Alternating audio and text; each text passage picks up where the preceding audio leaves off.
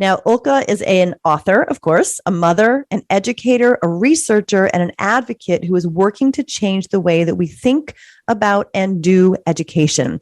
She is an internationally recognized expert on educational transformation in the areas of instruction, assessment, organizational design, and policy systems.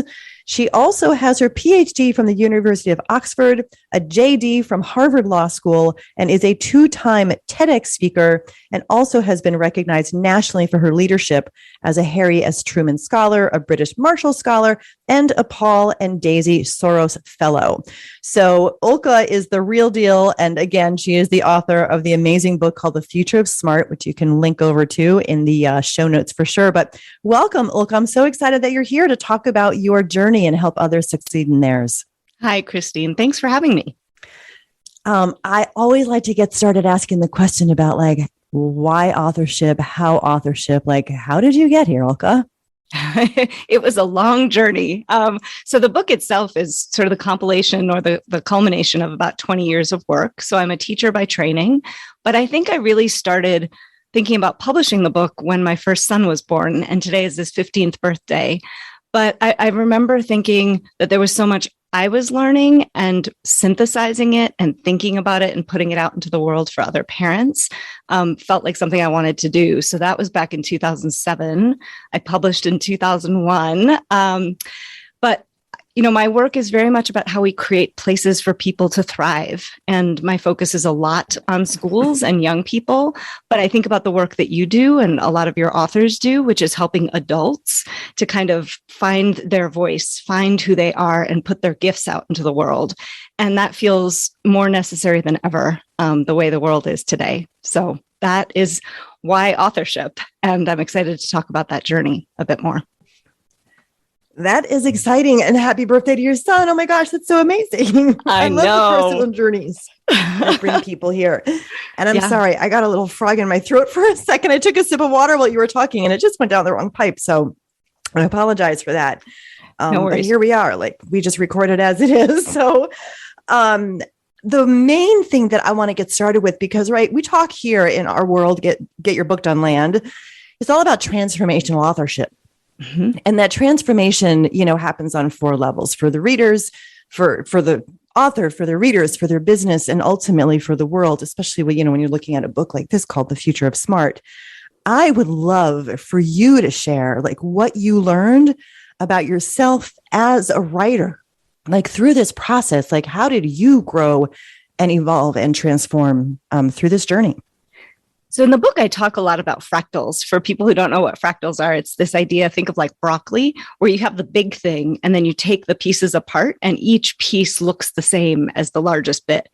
And so for me, there was a real sense in which the journey of this book was the journey that I talk about in the book of wanting to create and provide for our young people, our children, our students, as well as the adults who support them.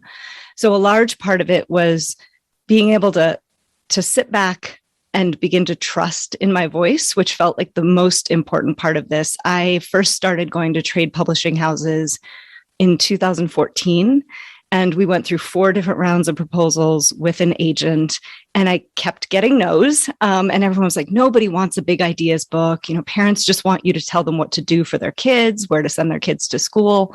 And at each moment, there were a couple of times where editors said, well, if you could write this book, then maybe we'll take it. And it was a really hard journey to trust that the book that I felt I wanted to write was the right one to write, even though the world couldn't maybe see it at the time, or the industry couldn't see it at the time. And so when I finally came to Kapushia and made that choice to write the book I wanted on my terms as opposed to somebody else's, that felt like a really important moment for me as an author, because it was saying, my gift, my voice, my ideas are important, and I need to trust them enough to put them out in the world in the ways that I think are right. And I'm happy to keep talking, but you may have sort of more prompts. But so that was the first, is really beginning keep talking. to trust myself. Yes. Yeah. Because every word you're speaking right now, I'm like, go Ulcca, because this is what authors need to hear. So keep going. I'll chime in, but keep going for now. Okay. And then part of the journey of sort of saying I was going to go with your team, right? It was also, I think, believing that I deserved the experience that I felt I was going to get with you and your team. I think I wrote at some point to them, like, it was just an elegant, kind of joyful journey, as opposed to friends that I have who are doing this writing journey in other ways, where they're feeling stressed by kind of external deadlines or by editors who keep kind of trying to change what they're doing. And I felt like I took your course, the kind of the workshop or the classes that took me through the process. I let go. I trusted your order. When you had us going to the bookstore first before you even started writing, I trusted it. I did it exactly that way. And I got to the point where basically you were saying, okay, now you got to write. That's it. And that was a really important part of it, because I think going through the process let me grow into myself. I used to put the recordings on, and I would like walk around the neighborhood as I was just kind of like thinking about the ideas. I didn't always listen to the whole thing, but I listened to the beginning part where you had us just like close our eyes and like think about our message and really get into ourselves. So, but by that point, I was like, when I thought about publishing, I thought I deserve this kind of an experience, an encouraging one, a supportive one where I feel like we're a team that believes in the message that I have and that I'm trying to get out into the world. And it wasn't the usual path, right? I think there were ways in which I was like, oh, well, is this right? Should I do it some other way? But again, it was trusting on on the journey and the experience that I deserved. So that was the second part.